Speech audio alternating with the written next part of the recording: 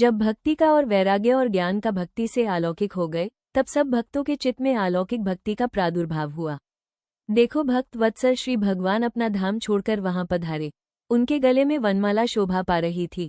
श्रीअंग सजल जलधर के समान श्याम वर्ण था, उस पर मनोहर पीतांबर सुशोभित था। कटी प्रदेश करधनी की लड़ियों से सुसज्जित था। सिर पर मोर मुकुट था, लटक रहा था और कानों में कुंडलों की झलक देखते ही बनती है। वे त्रिभंग ललित भाव से खड़े हुए चित्त को चुराए लेते थे। वक्ष स्थल पर कौस्तुभ मणि दमक रही थी। सारा श्रीअंग हरिचंदन से चर्चित था। उस रूप की शोभा क्या कहें, उसने तो मानो करोड़ों कामदेवों की रूप माधुरी छीन ली थी। वे ब्रह्मानंद चित्त मूर्ति मधुरादि मधुर मुरलीधर ऐसी अनुपम छवि से अपने भक्तों के निर्मल चित्तों में आविर्भूत हुए। भगवान के नित्य लोक निवासी लीला परिका उद्धवादि वहां गुप्त रूप से उस कथा को सुनने के लिए आए हुए थे। प्रभु के प्रकट होते ही चारों ओर जय हो की ध्वनि होने लगी। उस समय भक्ति रस का अद्भुत प्रवाह चला। बार बार अबीर, गुलाल और पुष्पों की वर्षा तथा शंख ध्वनि होने लगी। उस सभा में जो लोग बैठे थे, उन्हें अपने देह गेहूं और आत्मा की भी कोई सुधि न रही। उनकी ऐसी तन्मयता देखकर नारद जी कहने लगे, आज सप्ताह श्रवण की मैंने ये बड़ी ही अलौकिक महिमा देखी। यहाँ तो बड़े मूर्ख, दुष्ट और पशु पक्षी भी हैं, वे सभी अत्यंत निष्पाप हो गए हैं। अतः इसमें संदेह नहीं कि कलिकाल में चित्त की शुद्धि के लिए इस भगवत कथा के समान मृत्युलोक में पाप पुंज का नाश करने वाला कोई दूसरा पवित्र साधन नहीं है। आप लोग बड़े कृपालु हैं, आपने संसार के कल्याण का विचार करके ये बिल्कुल निराला ही मार्ग निकाला है। आप कृपा कर ये तो बताइए कि इस कथा रूप सप्ताह यज्ञ द्वारा संसार में कौन कौन लोग पवित्र हो जाते हैं। सनकादि ने कहा, जो लोग सदा तरह तरह के पाप किया करते हैं, निरंतर दुराचार में ही तत्पर रहते हैं और उल्टे मार्गों से चलते हैं तथा क्रोधाग्नि से जलते रहने वाले कुटिल और कामपरायण हैं, वे सभी इस कलयुग में सप्ताह यज्ञ से पवित्र हो जाते हैं। जो सत्य से च्युत, माता पिता की निंदा करने वाले, तृष्णा के मारे व्याकुल, आश्रम धर्म से रहित, दंभी, दूसरों की उन्नति देखकर कुढ़ने वाले और दूसरों को दुख देने वाले हैं, वे भी कलयुग में सप्ताह यज्ञ से पवित्र हो जाते हैं। जो मदिरापान, ब्रह्म हत्या, सुवर्ण की चोरी, गुरु स्त्री गमन और विश्वासघात, ये 5 महापाप करने वाले, छल परायण, क्रूर, पिशाचों के समान निर्दयी, ब्राह्मणों के धन से पुष्ट होने वाले और व्यभिचारी हैं, वे भी कलयुग में सप्ताह यज्ञ से पवित्र हो जाते हैं। सनकादि ने कहा, जो लोग सदा तरह तरह के पाप किया करते हैं, निरंतर दुराचार में ही तत्पर रहते हैं और उल्टे मार्गों से चलते हैं तथा क्रोधाग्नि से जलते रहने वाले कुटिल और कामपरायण हैं, वे सभी इस कलयुग में सप्ताह यज्ञ से पवित्र हो जाते हैं। जो सत्य से च्युत, माता पिता की निंदा करने वाले, तृष्णा के मारे व्याकुल, आश्रम धर्म से रहित, दंभी, दूसरों की उन्नति देखकर कुढ़ने वाले और दूसरों को दुख देने वाले हैं, वे भी कलयुग में सप्ताह यज्ञ से पवित्र हो जाते हैं। जो मदिरापान, ब्रह्म हत्या, सुवर्ण की चोरी, गुरु स्त्री गमन और विश्वासघात, ये 5 महापाप करने वाले, छल परायण, क्रूर, पिशाचों के समान निर्दयी, ब्राह्मणों के धन से पुष्ट होने वाले और व्यभिचारी हैं, वे भी कलयुग में सप्ताह यज्ञ से पवित्र हो जाते हैं। अब हम तुम्हें इस विषय में एक प्राचीन इतिहास सुनाते हैं, उसके सुनने से ही सब पाप नष्ट हो जाते हैं। पूर्व काल में तुंगभद्रा नदी के तट पर एक अनुपम नगर बसा हुआ था।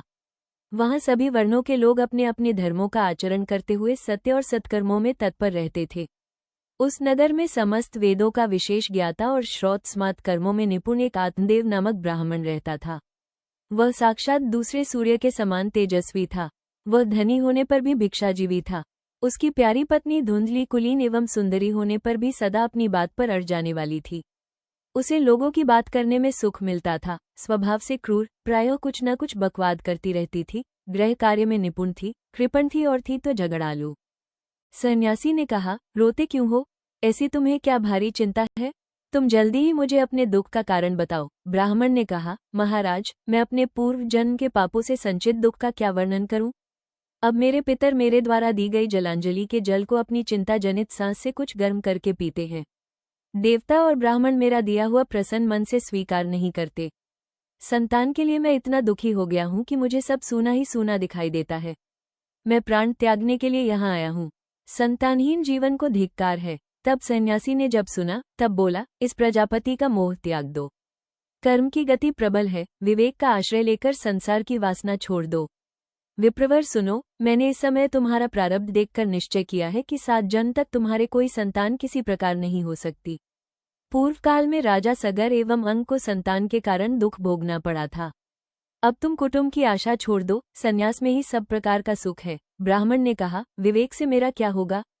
मुझे तो बलपूर्वक पुत्र दीजिए, नहीं तो मैं आपके सामने ही शोक मूर्छित होकर अपने प्राण त्यागता हूँ। ब्राह्मण का ऐसा आग्रह देखकर उन तपोधन ने कहा, विधाता के लेख को मिटाने का हठ करने से राजा चित्रकेतु को बड़ा कष्ट उठाना पड़ा था। इसलिए देव जिसके उद्योग को कुचल देता है, उस पुरुष के समान तुम्हें भी पुत्र से सुख नहीं मिल सकेगा। जब देखा कि यह किसी प्रकार अपना आग्रह नहीं छोड़ता, तब उन्होंने उसे एक फल देकर कहा, इसे तुम अपनी पत्नी को खिला देना, इससे उसके एक पुत्र होगा। तुम्हारी स्त्री को 1 साल तक सत्य, शौच, दया, दान और एक समय एक ही अन्न खाने का नियम रखना चाहिए। यदि वो ऐसा करेगी तो बालक बहुत शुद्ध स्वभाव वाला होगा। जब ब्राह्मण अपने घर लौट आया, वहां आकर उसने वो फल अपनी स्त्री के हाथ में दे दिया और स्वयं कहीं चला गया। उसकी स्त्री तो कुटिल स्वभाव की थी ही, वो रो रोकर अपनी सखी से कहने लगी, मुझे तो बड़ी चिंता हो गई है, मैं तो ये फल नहीं खाऊंगी, क्योंकि उसे उस फल खाने से बहुत भय था, क्योंकि उसे नियम पालन करने थे। फिर मन बनाकर उसने उस फल को एक गाय को दे दिया, जिसका बच्चा नहीं हो रहा था। और जब ब्राह्मण ने उससे पूछा तो उसने बोला कि उसने फल खा लिया है। एक दिन उसकी बहन अपने आप ही उसके घर आई, तब उसने अपनी बहन को सारा वृत्तांत सुनाकर कहा कि मेरे मन में इसकी बड़ी चिंता है, मैं इस दुख के कारण दिनों दिन दुर्बल हो रही हूँ, मैं क्या करूं? तो बहन ने कहा, मेरे पेट में बच्चा है, प्रसव होने पर वो बालक मैं तुझे दे दूंगी। तब तक तू गर्भवती के समान घर में गुप्त रूप से रहना। अगर कोई पूछेगा तो बोल देना कि 6 महीने होकर मर गया। मैं नित्य प्रति तेरे घर आकर इस बालक का पालन पोषण करती रहूंगी। तू इस समय इसकी जांच करने के लिए फल या फल गौ को खिला दे। ब्राह्मण ने स्त्री स्वभाववश जो उसकी बहन ने कहा था वैसा ही सब किया। इसके पश्चात समयानुसार जब उस स्त्री के पुत्र हुआ, तब उसके पिता ने चुपचाप लाकर उसे धुंधली को दे दिया और उसने आत्मदेव को सूचना दे दी कि मेरे सुखपूर्वक बालक हो गया। इस प्रकार आत्मदेव के पुत्र हुआ सुनकर सब लोगों को बड़ा आनंद हुआ। फिर हर दिन उसकी बहन उसके बच्चे का पालन पोषण करने लगी। तब पुत्र की रक्षा के लिए आत्मदेव ने वैसा ही किया तथा माता धुंधली ने उस बालक का नाम धुंधुकारी रखा। इसके बाद 3 महीने बीतने पर उस गौ के भी एक मनुष्य के आकार का बच्चा हुआ। वह सर्वासुंदर, दिव्य, निर्मल तथा स्वर्ण की सी कांति वाला था। उसे देखकर ब्राह्मण देवता को बड़ा आनंद हुआ और उसने स्वयं ही उसके सब संस्कार किए। सब समाचारों से और सब लोगों को भी बड़ा आश्चर्य हुआ और वे बालकों को देखने के लिए आए तथा आपस में कहने लगे, देखो भाई, अब आत्मदेव का कैसा भाग्योदय हुआ। आत्मदेव ने उस बालक के गौके से कान देखकर उसका नाम गोकर्ण रखा। कुछ काल बीतने पर दोनों बालक जवान हो गए। उनमें गोकर्ण तो बड़ा पंडित और ज्ञानी हुआ, किंतु धुंधुकारी बड़ा ही दुष्ट निकला। वह वेश्याओं के जाल में फंसकर उसने अपने पिता की सारी संपत्ति नष्ट कर दी। एक दिन माता पिता को मार पीट कर घर के बर्तन भांडे उठा ले गया।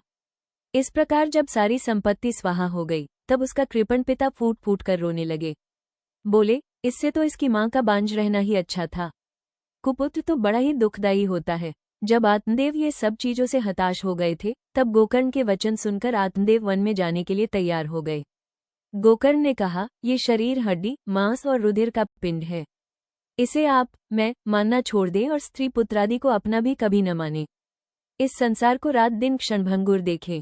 बस एकमात्र वैराग्य के रसिक होकर भगवान की भक्ति में लगे रहिए। ये कहकर वो चल पड़े वन गमन के लिए। कुछ दिनों के बाद धुंधुकारी 5 वेश्याओं के साथ घर में रहने लगा। चोरी का बहुत माल देखकर रात्रि के समय स्त्रियों ने विचार किया कि यह नित्य ही चोरी करता है, इसलिए इसे किसी दिन अवश्य राजा पकड़ेगा।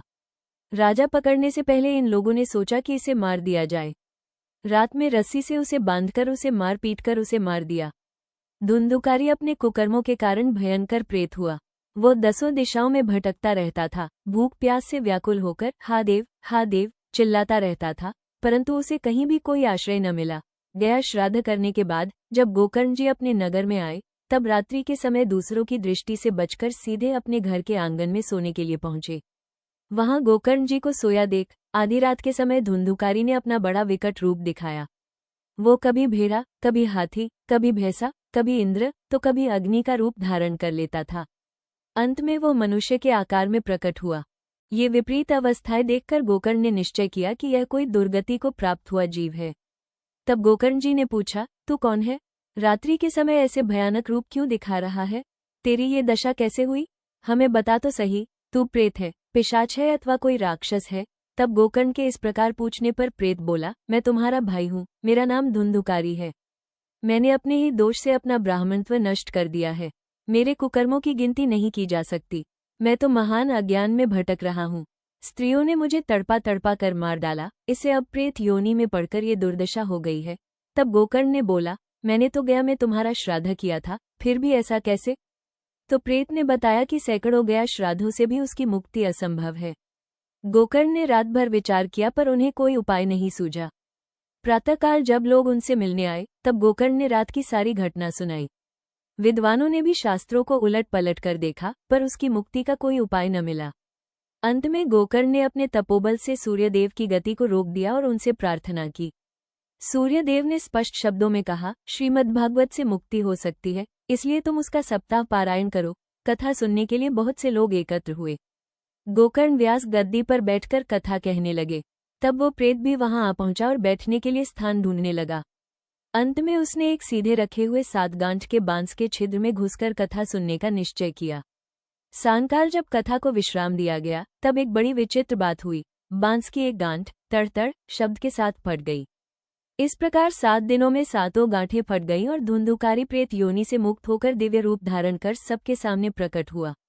उसका शरीर श्याम वर्ण था, पीतांबर और तुलसी की माला से सुशोभित था। तब गोकर्ण जी ने भगवान के पार्षदों से पूछा, हे भगवान के प्रिय पार्षदों, यहाँ तो अनेकों श्रोतागण हैं, फिर आप सबके लिए विमान क्यों नहीं लाए? कानों में कुंडल झिलमिला रहे थे। इस लोक में सप्ताह श्रवण करने से भगवान की शीघ्र ही प्राप्ति होती है। जो लोग भगवत की कथा से वंचित हैं वे तो जल में बुदबुदे और जीवों में मच्छरों के समान केवल मरने के लिए ही पैदा होते हैं। भला जिसके प्रभाव से जड़ और सूखे हुए बांस की गांठें फट सकती हैं, उस भगवत कथा श्रवण करने से चित्त की गांठ का खुल जाना कौन बड़ी बात है। सप्ताह श्रवण करने से मनुष्य के हृदय की गांठ खुल जाती है, उसके समस्त संशय छिन्न भिन्न हो जाते हैं और सारे कर्म क्षीण हो जाते हैं। ये भगवत कथा रूप तीर्थ संसार के कीचड़ को धोने में बड़ा ही पटु है। विद्वानों का कथन है कि जब ये हृदय में स्थित हो जाता है तब मनुष्य की मुक्ति निश्चित की जाती है। तब गोकर्ण जी ने पूछा, भगवान के प्रिय पार्षदों, ये हमारे अनेकों शुद्ध हृदय श्रोतागण हैं, उन सबके लिए आप लोग एक साथ बहुत से विमान क्यों नहीं लाए? इसलिए पूछे क्योंकि वहां विमान केवल एक ही आया था, जो कि धुंधुकारी के लिए लाया गया था। तब भगवान के सेवकों ने कहा कि इस फल भेद का कारण इनके श्रवण का भेद है।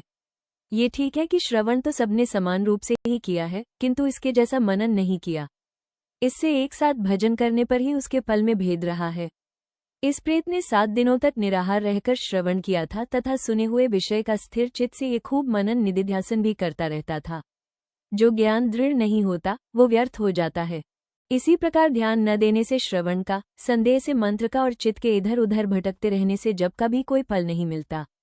वैष्णवहीन देश, अपात्र को कराया हुआ श्राद्ध का भोजन, अशोत्रियों का दिया हुआ दान एवं आचारहीन कुल, इन सबका नाश हो जाता है। गुरु वचन में विश्वास, दीनता का भाव, मन के दोषों पर विजय और कथा में चित्त की एकाग्रता इत्यादि नियमों का यदि पालन किया जाए तो श्रवण का यथार्थ फल मिलता है। श्रावण मास में गोकर्ण जी ने फिर उसी प्रकार सप्ताह क्रम से कथा कही और उन श्रोताओं ने उसे फिर सुना। इस कथा की समाप्ति पर जो कुछ हुआ वो सुनिए। वहां भक्तों से भरे हुए विमानों के साथ भगवान प्रकट हुए। सब ओर से खूब जय जयकार और नमस्कार की ध्वनि होने लगी। भगवान स्वयं हर्षित होकर अपने 5 जन्य शंख की ध्वनि करने लगे और उन्होंने गोकर्ण जी को हृदय से लगाकर अपने ही समान बना लिया। उन्होंने क्षण भर में ही अन्य सब श्रोताओं को भी मेघ के समान श्याम वर्ण, रेशमी पीतांबर धारी तथा किरीट और कुंडलादि से विभूषित कर दिया। उस गांव में कुत्ते और चांडाल पर्यंत जितने भी जीव थे वे सभी गोकर्ण जी की कृपा से विमानों पर चढ़ा लिए गए तथा जहां योगी जन जाते हैं उस भगवत धाम में वे भेज दिए गए। इस प्रकार भक्तवत्सल भगवान श्रीकृष्ण कथा श्रवण से प्रसन्न होकर गोकर्ण जी को साथ ले अपने ग्वाल बालकों के प्रिय गोकुल धाम में चले गए।